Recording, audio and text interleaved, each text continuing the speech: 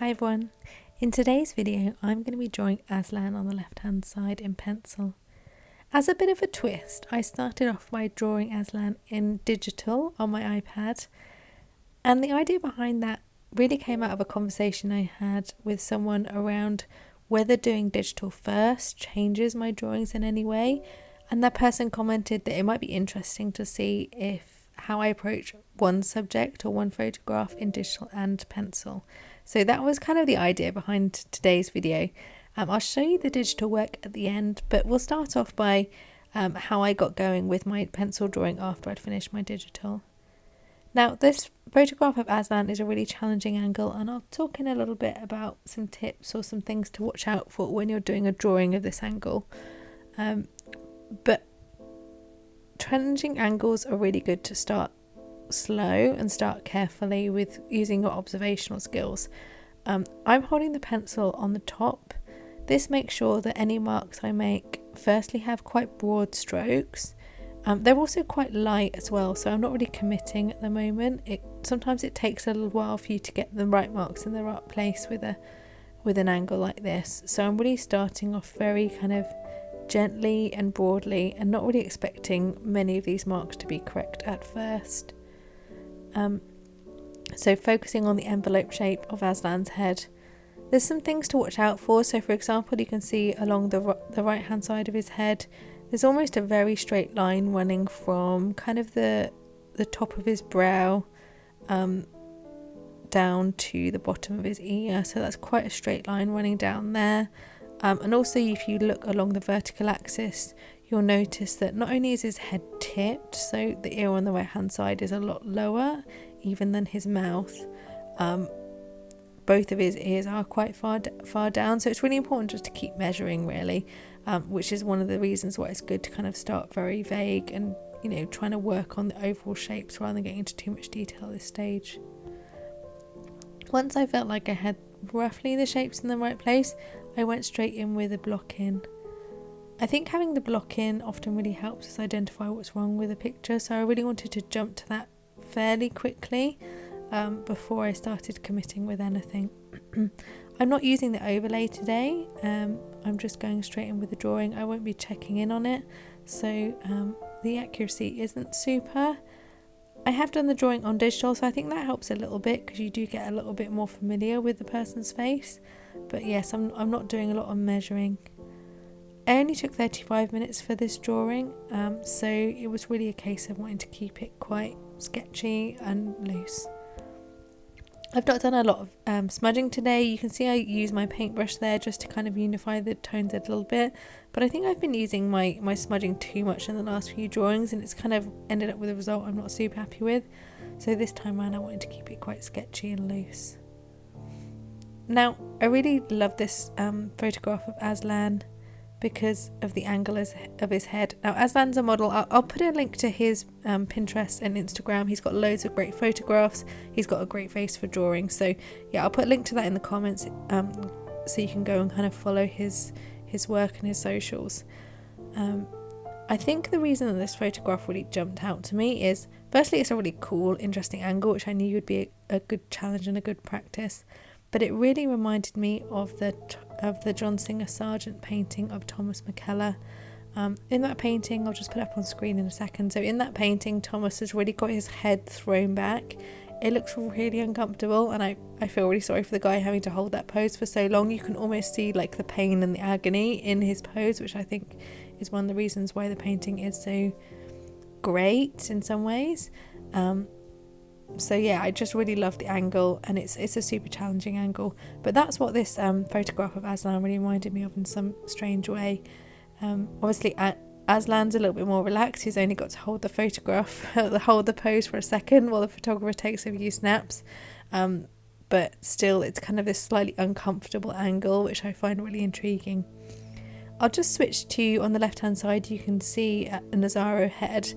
I think the thing to be really careful and aware of is when you're seeing someone who's got their head tipped back, all of the dimensions of the face change. So as you can see, the ears go downwards, the forehead sort of gets smaller as it's moving away from the person or the camera, and the distance between the nose and the bottom of the chin also gets wider as the head goes back. So just something to be aware of. I think if you're measuring, it doesn't really matter anyway, but I think it's just something to be aware of and watch out for if you're drawing those challenging angles, because if you notice that a head is tipped back and you're actually just careful about things like, you know, where the ears are, where the nose is in comparison to the ears, that can really just make sure that your drawing is more convincing, as, you know, the pose makes sense. I think I'm really guilty of putting the ears in the wrong place, so now I really try and make a point of looking at the ears and where they compare to the face, because that really tells you so much more about what's going on with someone's head and neck. Anyway, so something just to be aware of when you're doing some of these challenging angles. I think some of those kind of standard rules of like the thirds of the face just doesn't really work when people's heads are kind of pointing in weird directions. So back to the drawing process. So once I kind of sketched in the rough shapes, then that really allowed me to kind of work on the details. Now this is a really quick drawing, so I kept it quite sketchy. I've tried to kind of unify the hair a little bit, but not using a stump. It's just purely the pressure of the way I'm holding the pencil, the angle of the pencil on the page. I've spent quite a lot of time working on my drawing skills, so it's got to the point now where I'm pretty good at just kind of washing in an even wash of tone just with the way I hold and apply the pencil. So don't feel bad if you're not quite there yet. I mean, you can take your time using a little bit of smudging, kind of building up some hatching in different directions to kind of build up kind of an even area of tone. And sometimes those things you just need to work on a little bit more. In terms of the features of the face, I'm just using a little bit more directional lines here. So if you combine very kind of one directional hatching like you get in the hair with some more descriptive lines like you get around the side of the nose, around the mouth, that's really how you can kind of draw people's attention to the areas that you want them to go to. So just being quite aware as you draw of what you're doing with your marks and what direction they're going in. So in terms of going back to the digital drawing, I'll share a time lapse at the end of this video so you can see how I got on there. I think the kind of exam question I was really interested to find out was, by doing the digital drawing first, does that change the way I do my traditional pencil drawing? Does one style inform the other? Now I've got quite a distinctive style, I guess, in both my pencil and my digital work, and they're also distinct but also quite different across their different mediums.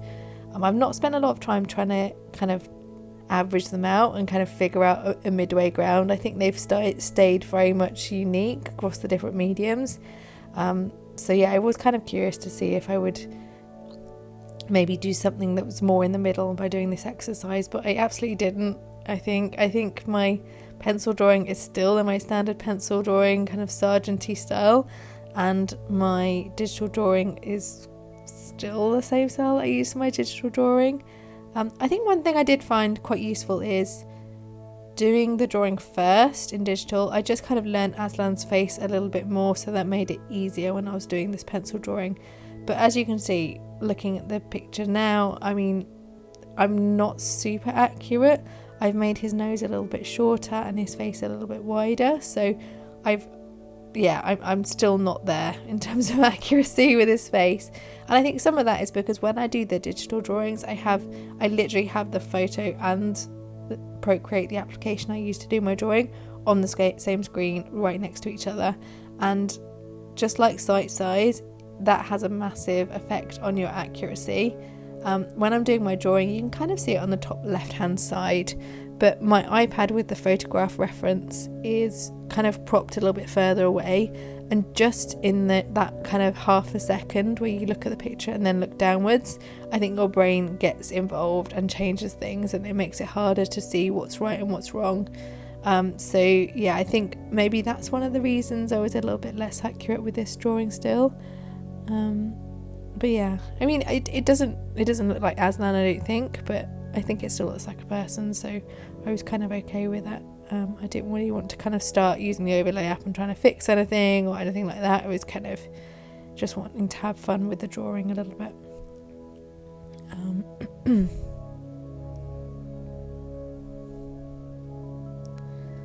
So I think one thing I find when I'm doing these pencil drawings is it's really good to kind of have some dark lines. Now the lines that I like to keep dark are where the shadows terminate, so there's a few different places where that happens. If you're looking at kind of a smooth transition, like around the bottom of the chin, the bottom of the nose, there's like a core shadow there where the form turns away from the light and you get almost like a very hard line, like I've exaggerated on his chin. There's also cast shadows as well, so like for example the shadow under his nose, sometimes you get like a little bit of a sharp cast shadow where that shadow falls across the top lip. I didn't really see it here, to be honest.